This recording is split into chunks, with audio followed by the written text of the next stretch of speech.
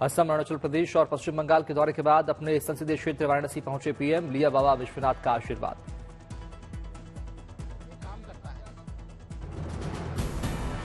बाबा विश्वनाथ की भक्ति में लीन दिखे प्रधानमंत्री मोदी, विधि विधान से की पूजा पाठ।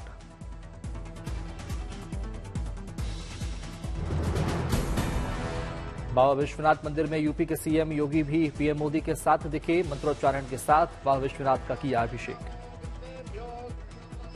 वो नमो नमो विरूपेभ्यो विश्वरूपेभ्यश्च वो नमः। आज रात वाराणसी में ही रुके हैं पीएम मोदी, रविवार को जाएंगे आजमगढ़, देश को देंगे 42,000 करोड़ की परियोजनाओं की सौगात।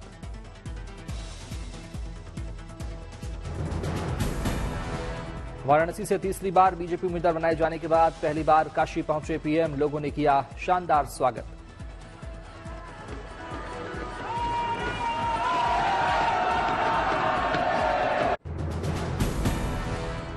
वाराणसी में पीएम मोदी ने किया रोड शो, लोगों ने लगाए मोदी मोदी के नारे, रोड शो का दिखा भव्य नजारा।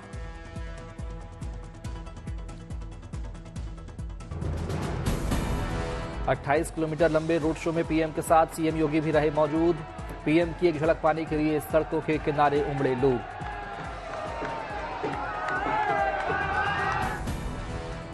प्रधानमंत्री का रोड शो एयरपोर्ट से शुरू होकर काशी विश्वनाथ मंदिर पर हुआ खत्म। रास्ते में लोगों ने प्रधानमंत्री पर की पुष्प वर्षा।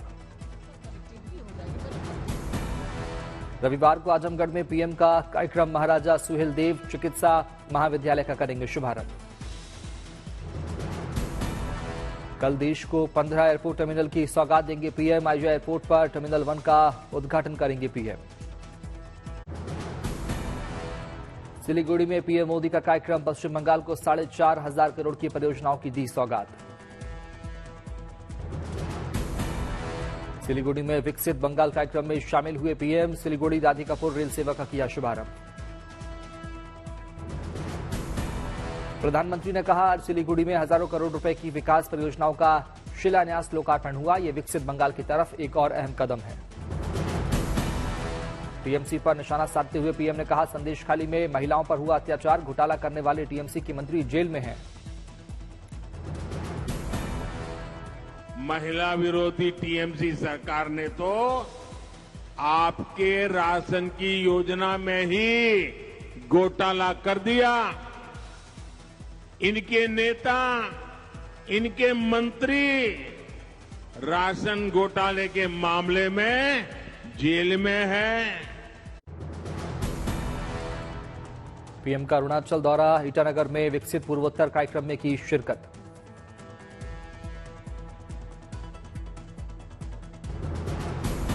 पीएम मोदी ने जल विद्युत परियोजना का किया शिलान्यास, कई परियोजनाओं का उद्घाटन और शिलान्यास भी किया। पीएम मोदी ने सेला सुरंग देश को किया समर्पित, सेला सुरंग बनने से तवांग पूरे साल देश से रहेगा कनेक्ट। अरुणाचल में 825 करोड़ की लागत से तैयार हुई है सेला सुरंग, पीएम मोदी ने 2019 में किया था शिलान्यास। तवांग को हर मौसम में कनेक्टिविटी प्रदान करेगी सेला टनल, 13,000 फीट की ऊंचाई पर बनी है टनल।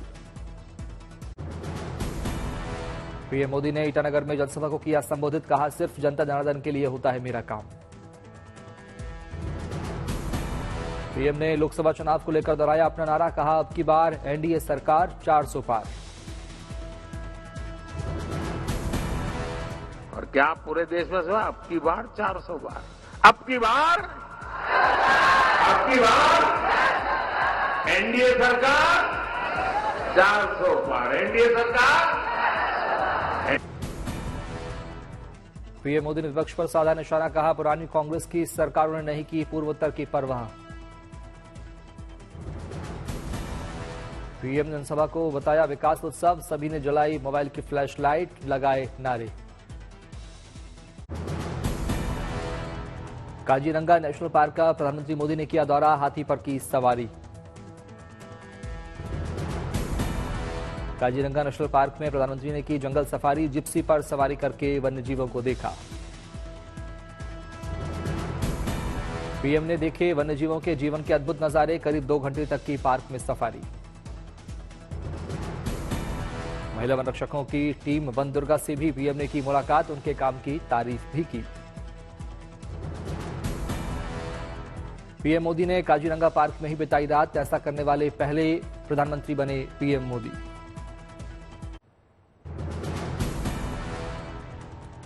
गृहमंत्री अमित शाह का बिहार दौरा, पटना में पिछड़ा और अति पिछड़ा सम्मेलन को किया संबोधित। पटना के पालीगंज में अमित शाह का कांग्रेस और लालू पर हमला, कहा दोनों घोटालों में शामिल सभी 40 सीटों पर एनडीए की जीत का भरा दम।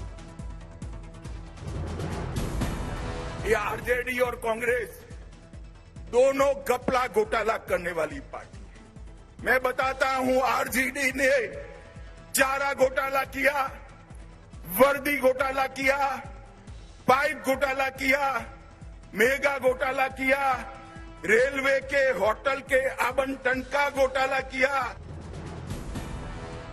अमित शाह ने कहा कांग्रेस ओबीसी आरक्षण की विरोधी रही, लालू यादव आज उसी पार्टी की गोदी में जाकर बैठ गए हैं। गृह मंत्रालय ने अनुप्रिया पटेल को दी जेड कैटेगरी की सुरक्षा, गृह मंत्रालय ने आईबी की थ्रेट परसेप्शन रिपोर्ट के आधार पर लिया फैसला।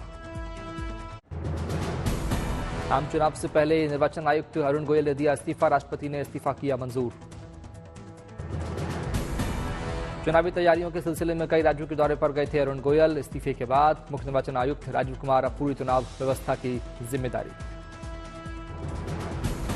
दिल्ली में बीजेपी कोर ग्रुप की बैठक, पार्टी अध्यक्ष जेपी नड्डा सहित गृहमंत्री अमित शाह हुए शामिल। महाराष्ट्र में सीट शेयरिंग पर देवेंद्र फडणवीस ने कहा 80% मसले हमने हल कर लिए हैं। बीजेपी ने किया एनडीए और टीडीपी और जनसेना की एंट्री का आधिकारिक ऐलान, आंध्र प्रदेश में गठबंधन पर चंद्रबाबू नायडू से बनी बात, जल्द होगा सीटों का ऐलान। 11 मार्च को बीजेपी केंद्रीय चुनाव समिति की बैठक, लोकसभा उम्मीदवारों की दूसरी लिस्ट पर हो सकता है मंथन। बीजेपी ने झारखंड से प्रदीप वर्मा को राज्यसभा उम्मीदवार बनाया, राज्यसभा की 2 सीटों के लिए झारखंड में 21 मार्च को होंगे चुनाव।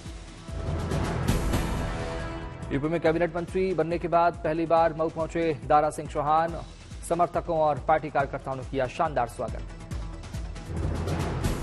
तमिलनाडु में लोकसभा चुनाव के लिए डीएमके कांग्रेस में सीटों का बंटवारा, तमिलनाडु में डीएमके 21 और कांग्रेस 9 सीटों पर लड़ेगी चुनाव। गठबंधन के तहत तमिलनाडु में सीपीआई और सीपीआईएम को 2-2 सीट और एमडीएमके को मिली 1 सीट, कांग्रेस पुडुचेरी सीट पर लड़ेगी चुनाव। सोशल मीडिया पर दिल्ली के सीएम केजरीवाल की केंद्र सरकार को चुनौती, केजरीवाल ने कहा तुम जितने समन भेजोगे उतने स्कूल बनाऊंगा। केजरीवाल सोशल मीडिया पर लिखा मुझे ईडी के 8 समन आए हैं, दिल्ली में 8 और नए स्कूल बनाए जाएंगे। अखिलेश यादव का मोदी सरकार पर निशाना, कहा यूपी के लोग स्वागत भी अच्छा करते हैं, विदाई भी करेंगे, वो भी बड़े अच्छे से करेंगे। उत्तर प्रदेश के लोग स्वागत भी अच्छा करते हैं और उत्तर प्रदेश के लोग जब विदाई करेंगे वो भी बड़ी अच्छी करेंगे। जो लोग 14 में आए थे वो 24 में जाने वाले हैं। मोदी सरकार पर प्रहार करते हुए अखिलेश ने कहा 10 साल हिटलर का भी समय था, 10 साल इनका भी पूरा हो गया। जेडीयू प्रसाद यादव पर हिंदू संस्कार वाले बयान को लेकर साधा निशाना, कहा लालू के भाई की मृत्यु के बाद तेजस्वी और तेजप्रताप ने भी नहीं छिलवाए थे बाल। कांग्रेस पार्टी को आयकर ट्रिब्यूनल की ओर से बड़ा झटका, रिटर्न विसंगतियों के आधार पर लगाया 210 करोड़ रुपए का जुर्माना। जुर्माने को कांग्रेस नेता जय माकन ने बताया लोकतंत्र पर हमला, कहा दिल्ली हाईकोर्ट का दरवाजा खटखटाएंगे। राहुल गांधी के वायनाड से चुनाव लड़ने के फैसले पर बीजेपी नेता गिरिराज सिंह ने किया कटाक्ष, कहा राहुल गांधी को अमेठी की जनता पर भरोसा नहीं। पाकिस्तान के नए राष्ट्रपति चुने गए आसिफ अली जरदारी, पीपुल्स पार्टी और मुस्लिम लीग के थे साझा उम्मीदवार। मध्य प्रदेश में कांग्रेस को बड़ा झटका, दिग्गज नेता और पूर्व केंद्रीय मंत्री सुरेश पचौरी बीजेपी में हुए शामिल। पूर्व केंद्रीय मंत्री सुरेश पचौरी ने प्रदेश के वरिष्ठ बीजेपी नेताओं की मौजूदगी में ली पार्टी की तरसता, पूर्व सीएम शिवराज सिंह चौहान ने दफ्तर पहुंचने पर किया स्वागत। पूर्व सांसद गजेंद्र सिंह राजूखेड़ी, पूर्व विधायक संजय शुक्ला, विशाल पटेल, अर्जुन पलिया बीजेपी में शामिल। भोपाल कांग्रेस के पूर्व अध्यक्ष कैलाश शर्मा का भी सूची में नाम।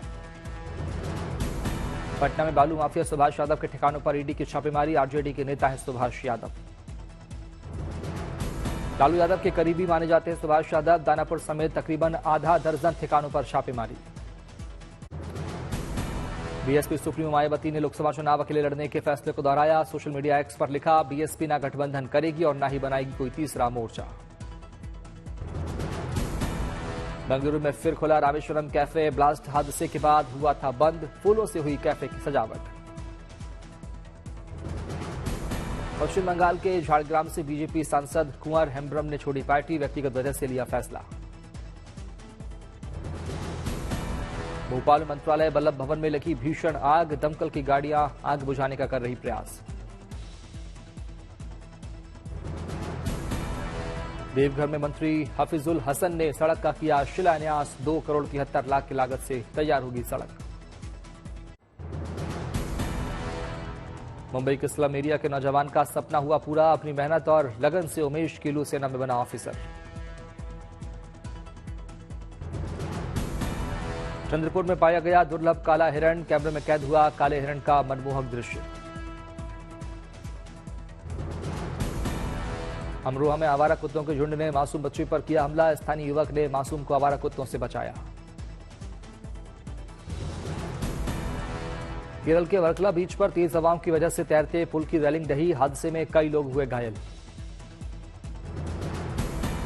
मदुरै में भीषण गर्मी से अम्बन मंदिर की पहाड़ियों के जंगल में लगी आग, ड्रोन तस्वीरें आई सामने।